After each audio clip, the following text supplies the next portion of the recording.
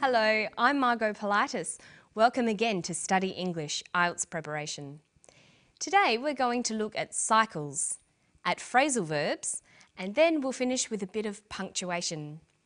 But now here's a man who was a microbiologist and a mushroom grower. He's talking about mushrooms and the part they play in the carbon cycle. They occur naturally in the forests as wood-degrading fungi. That's their job. When trees die, they grow on the tree, they break down the lignin and the cellulose, which is the most resistant form of carbon, and they break it down, produce mushrooms, and in turn you end up with organic matter going back into the soil, and so the carbon cycle in the forest goes on. The speaker, Noel Arrold, is talking about how mushrooms grow naturally. They are an important part of the carbon cycle. But what is a cycle? A cycle is a process that is repeated over and over. It goes around and around. But how do we know this from listening to Noel? When trees die, they grow on the tree, they break down the lignin and the cellulose, which is the most resistant form of carbon, and they break it down, produce mushrooms, and in turn you end up with organic matter going back into the soil, and so the carbon cycle in the forest goes on. He says, and so the carbon cycle in the forest goes on. By saying the cycle goes on, he is telling us that this process happens again and again. At the end of the description, you need to signal that the process goes back to the beginning again. We can say the process goes on, the process begins again, the process repeats itself. In a cycle, there is no real end or beginning because the process just keeps going. When describing a cycle, we need to start somewhere, then describe in order each part of the cycle. There are many different ways of describing the stages of a cycle.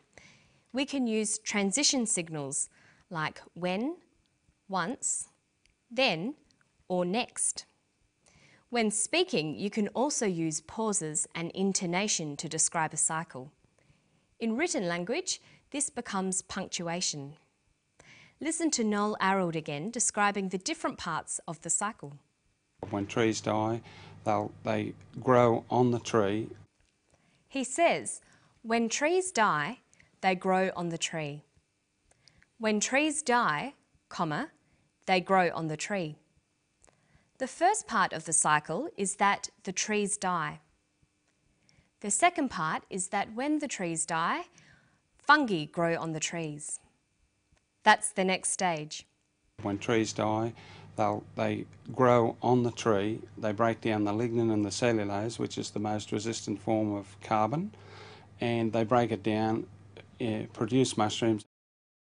Okay, he says that the fungi break down the lignin and the cellulose. They break down the tree. So the third stage is that the fungi break down the tree. Fourth, they produce mushrooms.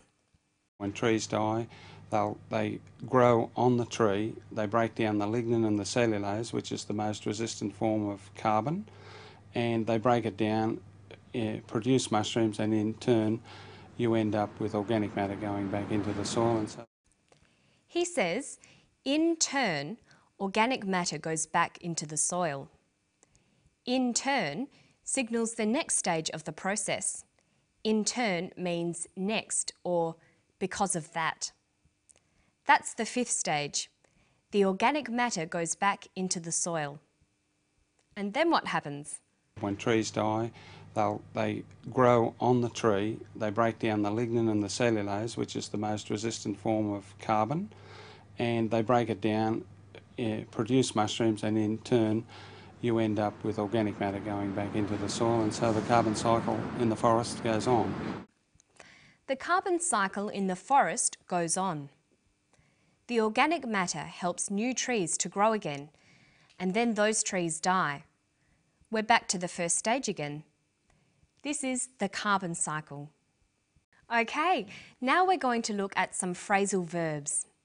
Phrasal verbs consist of a verb followed by a preposition. This forms a new verb, sometimes related to the original verb, but sometimes not. Phrasal verbs are idiomatic. There's no pattern to the meanings they take, and they often have a number of different meanings. You often can't just guess the meanings of phrasal verbs, you have to learn them. Let's look at the phrasal verbs in this clip. They break down the lignin and the cellulose, which is the most resistant form of carbon, and they break it down, produce mushrooms, and in turn you end up with organic matter going back into the soil, and so the carbon cycle in the forest goes on. There were 4 phrasal verbs. They were break down, end up, and 2 using go. Go back and go on. Notice that sometimes the preposition will give you an indication as to what the phrasal verb might mean. Let's look at these 4. See if you can match the meanings. Break up, end up, go on, go back, and finish, continue, decompose, return. Well, break up means to decompose. Go back means to return.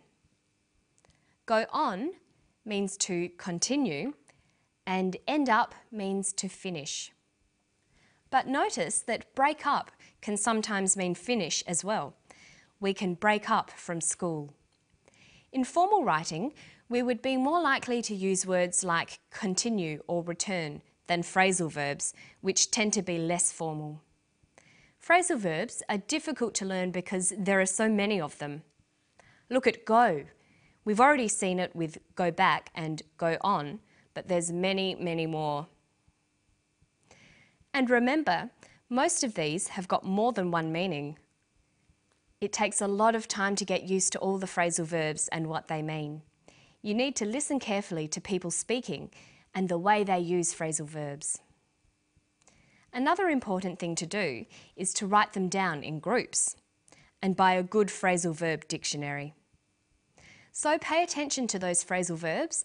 Learning them in groups can be fun, and your spoken English will sound much more natural. Now we're going to look at some writing tips. For variety, it's important that you use a lot of different sentence types of different lengths. The difficult thing is finding the balance. You can join together short sentences using conjunctions, but what do you do with sentences that are too long? This sentence has many ideas, all joined together with and. How many ands are there in the sentence? They break down the lignin and the cellulose, which is the most resistant form of carbon, and they break it down, produce mushrooms, and in turn you end up with organic matter going back into the soil, and so the carbon cycle in the forest goes on. There are 4 ands. This sentence is too long and should be edited. The ideas can be broken down into smaller groups and shorter, clearer sentences. There are several ways of doing this. We can use punctuation, conjunctions, and connectors. So let's have a look. Here's the full sentence. We can start by using punctuation. Use a comma to separate clauses. Use full stops to separate complete ideas. And you can replace some of the ands with full stops. But remember, the new sentence must now start with a capital letter. Now we have a clear paragraph expressing a number of ideas with different kinds of sentences. And the carbon cycle goes on. But we can't go on. It's time to end this episode of Study English. But I'll see you next time. Bye-bye.